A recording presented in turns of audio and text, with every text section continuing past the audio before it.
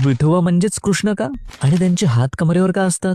एका पौराणिक कथेनुसार द्वारकेमध्ये एकदा श्रीकृष्ण आणि राधाराणी सोबत बसले होते. त्यांना सोबत पाहून रुक्मिणी रागवली आणि दिंडीर वनात निघून गेली. कृष्ण तिला शोधत शोधत पंढरपुरात आले.